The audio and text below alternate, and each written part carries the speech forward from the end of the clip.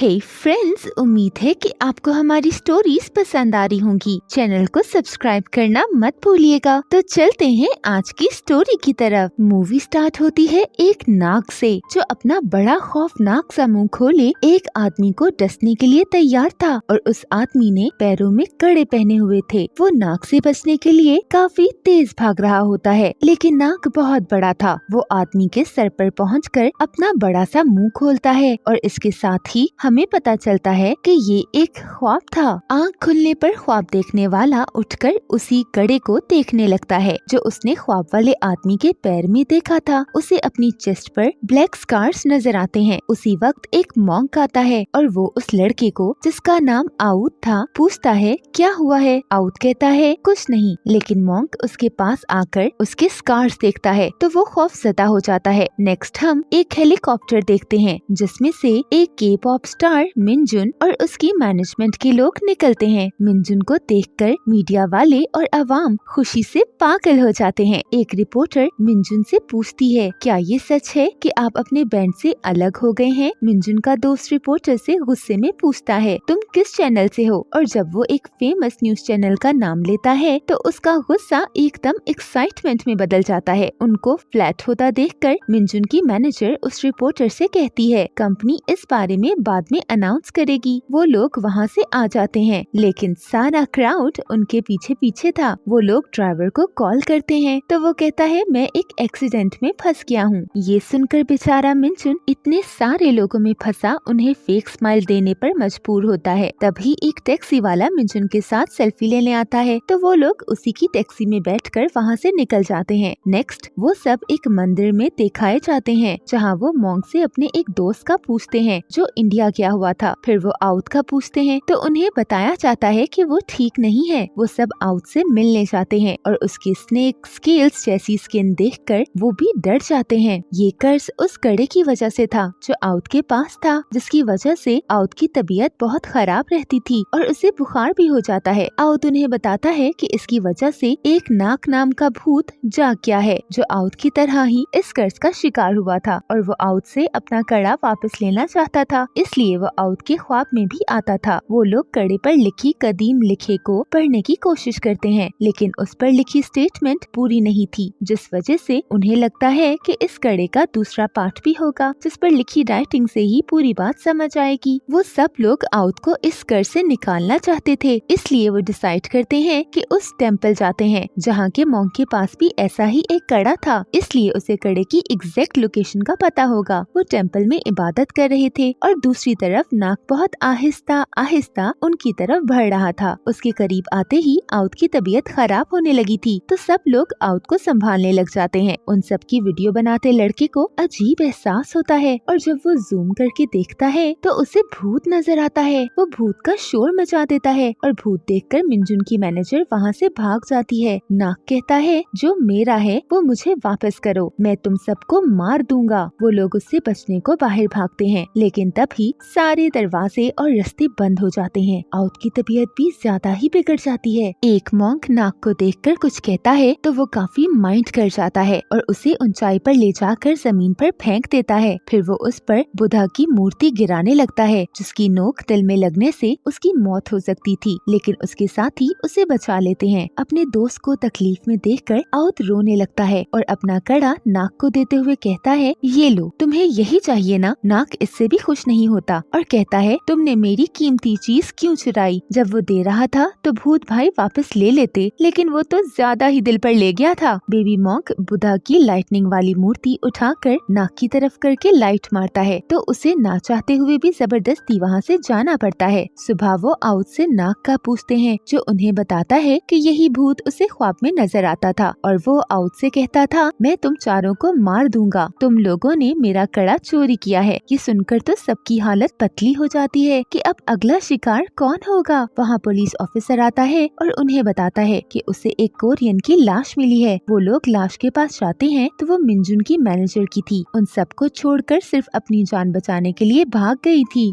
यानी उनके इकट्ठे रहने में ही सबकी भलाई थी। इसलिए मिनजुन कहता है अब हमें सबको इकट्ठे रहना है। वो दोनों उस मंदिर जाने के लिए तैयार होते हैं जहाँ मॉन्क के पास ऐसा ही कड़ा था। वहाँ जाने के लिए लिटिल मॉन्क भी जिद करने लगता है, लेकिन वो लोग उसे साथ नहीं ले जाना चाहते थे। उनके भेजने पर वो रोते धोते वहाँ से चला जाता है। लेकिन जब वो लोग अपना सफर शुरू करते हैं तो रास्ते में लोग उन्हें आवाजें देते हैं। वो वजह पूछने के लिए गाड़ी रोकते हैं तो लिटिल मॉन्क गाड़ी की छत से नीचे आकर गिरता है। वो फिर छत पर चला जाता है और वहाँ से नीचे आने को तैयार ही नहीं था, क्योंकि वो जानता था ऐसे वो लोग उसे लेकर नहीं जाएंगे। मिंजुन उससे वादा करता है कि वो उसको साथ लेकर जाएगा। तब जाकर वो छत से नीचे आता है। उन लोगों को मॉन्क का एक दोस्त रिसीव करता है और उन्हें पता चलता है कि कड़े वाले मॉन्क की डेथ हो गई है। तो वो परेशान हो जाते हैं, लेकिन लड़का बताता है कि वो अपनी चीजों के लिए बहुत पॉजेसिव थे, इसलिए उनकी सारी चीजें उनके साथ ही रखती थी। और अब मिंजुन के दोस्त फर्स्ट और बैलून को उसके ताबूत से उसका फोन निकाल कर लाना था। ये सुनकर बेचारे फर्स्ट और बैलून को लगता है वो ताबूत में मॉन्क के साथ ही दफन हो जाएंगे। डरते डरते वो लोग टेम्पल जाते हैं जहाँ मॉन्क का ताबूत था। तो टेम्पल की लाइट्स जलने बुझने लगती हैं और उन दोनों की सारी बहादुरी निकल जाती है, क्योंकि उन्होंने 10 तरह की हॉरर मूवीज में भूत के आने से पहले ऐसी ही लाइट्स को जलते बुझते देखा था। वो दोनों किसी न किसी तरह अंदर पहुँच जाते हैं और ताबूत खोलने की कोशिश करने लगते हैं, लेकिन तभी टेम्पल का प्रेजेंट मॉन्क वहाँ आ जाता है। तो वो लोग बहुत दुखी होने की एक्टिंग करने लगते हैं, जिससे मॉन्क समझता है ये दोनों मरने वाले के बच्चे हैं। तो वो उनको ताबूत के साथ अकेला छोड़कर चला जाता है। वो दोनों किसी तरह फोन ढूंढ लेते हैं, लेकिन वो लॉक्ड था और उसे लाश का फेस ही अनलॉक कर सकता था। अब वो दोनों लाश को बिठाकर उसकी जबरदस्ती आंखें खोलते हैं और फाइनली लॉक खोलने में कामयाब हो जाते हैं। लेकिन तभी वहाँ टेम्पल मॉन्क आ जाता है और ये सब देखकर उन दोनों को धक्के देकर निकालता है। फोन लेकर वो लोग वहाँ से वापसी के लिए निकलते हैं, जब वैन के सामने भूत आ जाता है, जिसे देखकर वैन ड्राइवर की खौफ से बुरी हालत हो जाती है और वैन बेकाबू होकर खेतों में चली जाती है। वो लोग अब खेतों के बीचों बीच खड़े खौफ से कांप रहे थे और उन्हें लग रहा था अभी नाग कहीं से उनके सामने आ जाएगा। फर्स्ट लिटिल मॉन्क से कहता है मुझे मेरी हिफाजत के लिए कुछ दो, तो वो उसे टॉर्च दे देता है और बेचारा फर्स्ट सोचता है कि ये मेरी हिफाजत कैसे करेगी। आउट की तबीयत खराब होने लगती है, जिस वजह से वो अपना तावीज उतार कर गिरा देता है और तभी नाग आकर आउट को घसीटता हुआ अपने साथ ले जाता है। वो सब लोग आउट के पीछे जाते हैं, लेकिन उन्हें किसी को भी वो मिलकर ही नहीं दे रहा था, क्योंकि भूत उसे बहुत बुरी तरह तकलीफ दे रहा था।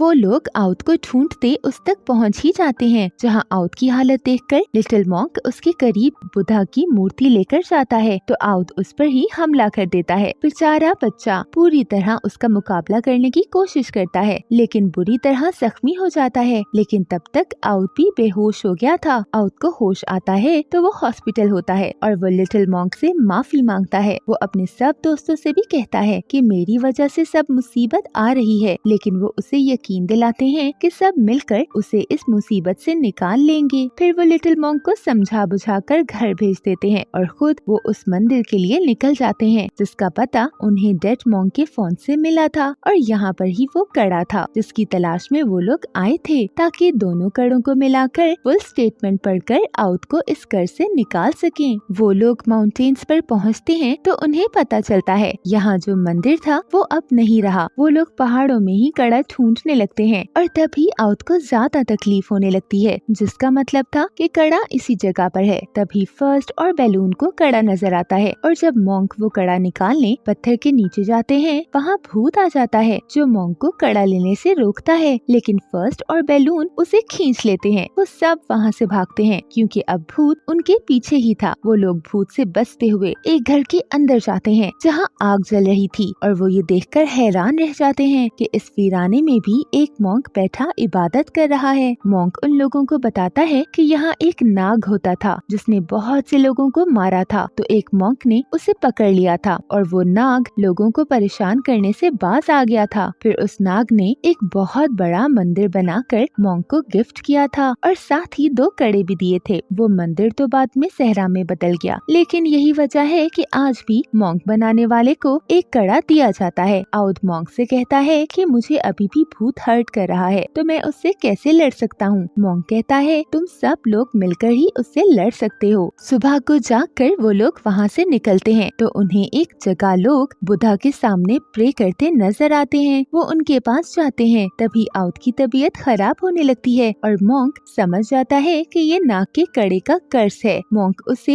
इबादत इबादत के लिए एक मंदिर लाता है, जहाँ वही मॉन्क था जिसके पास उन लोगों ने रात गुजारी थी। वो लोग मॉन्क से पूछते हैं नाक भूत कैसे बना, तो मॉन्क बताता है अभी तुम लोगों ने यहाँ जो टेम्पल देखा था वो जब एक बड़ा टेम्पल होता था, तब नाक एक यतीम था जो अक्सर चोरी करता पकड़ा जाता था और लोग उसे पकड़कर मॉन्क से उसे सजा देने का कहते हैं। लेकिन मॉन्क जो उसे मॉन्क बनाना चाहता था वो कहता है इसे नेक्स्ट मंथ बड़ी इबादत में पेश किया जाएगा और वहीं डिसाइड होगा कि इसको क्या सजा देनी है। नाक जो मॉन्क बनना नहीं चाहता था, ना उसे सजा चाहिए थी, वो नाक के दिए हुए के कड़े चुरा कर वहाँ से भाग गया था, इसलिए वो कर्स्ड हो गया और उसकी स्किन स्नेक जैसी हो गई। फिर वो ऐसे ही मर गया। मॉन्क कहता है आउट के पास ये कड़ा नहीं होना चाहिए क्योंकि ये नाक की तरफ से मॉन्क के लिए है। नाक नहीं चाहता है कि आउट कर्स्ड हो, इसलिए वो ये कड़ा आउट से वापस लेना चाहता था। वो लोग मॉन्क से पूछते हैं इस कर्ज से निकलने का क्या तरीका है, तो मॉन्क आउट को नहर में नहाने का कहता है, जिससे आउट की बॉडी स्नेक स्कार से एकदम साफ हो जाती है। नेक्स्ट वो लोग टेम्पल में बैठे बातें कर रहे थे जब एक लड़का टेम्पल में आता है और मिंजुन का उस पर दिल आ जाता है, लेकिन वो फौरन ही वहाँ से चला जाता है और बेचारा मिंजुन दिल में दुखी हो जाता है। उधर आउट पर एक नया जुनून सवार हो जाता है और वो कहता है मुझे नाक से माफी मांगनी है। बेचारे सारे दोस्त उसका साथ देने पर मजबूर थे। आउट अपना तावीज उतार कर नाक से माफी मांगने लगता है, लेकिन नाक उल्टे दिमाग का था। वो एक बार फिर आउट को गर्दन से पकड़कर उसे मारने लगता है क्योंकि उसे लगता था जो सजा मुझे मिली है वो सबको मिलनी चाहिए। तभी मॉन्क आ जाता है और आउट को बचा लेता है, तो नाक मॉन्क से शिकवा करता है कि तुमने मुझे तो नहीं बचाया था, जिस पर मॉन्क उसे याद दिलाता है कि तुम्हें नाक से मैंने बचाया था, लेकिन तुम अपनी गलती पर दिल से शर्मिंदा नहीं थे, इसलिए तुमने खुद के साथ खुद ही बुरा किया। ये सुनकर भी भूत पास नहीं आता और आउट को पकड़ लेता है, तो उसी वक्त नाग आकर आउट को बचाता है और भूत को भी मजा सिखा देता है। एक्चुअली नाग कड़ों की हिफाजत खुद करता था और अपनी गलती की दिल से माफी मांगने वाले मॉन्क्स को भी प्रोटेक्ट करता था। इसके बाद आउट मॉन्क बन जाता है और मिंजुन अपने बाकी दोस्तों के साथ टेम्पल फेस्टिवल में जाता है, जहाँ उन्हें कुछ लोग नहर में जाते नजर आते हैं, तो वो समझते हैं वो खुदकुशी कर रहे हैं। मिंजुन दोस्तों के साथ उनके पीछे जाता है, तो वो एक मॉन्क और उसके साथ वही लड़का था जो मिंजुन को पसंद आया था। मॉन्क नाग बनकर पानी के अंदर चला जाता है और लड़के की आंखों की शाइन से वो भी नाग ही लगता था, जो मिंजुन से कहता है फिर मिलेंगे, और इसके साथ ही मूवी एंड हो जाती है। Thanks for watching.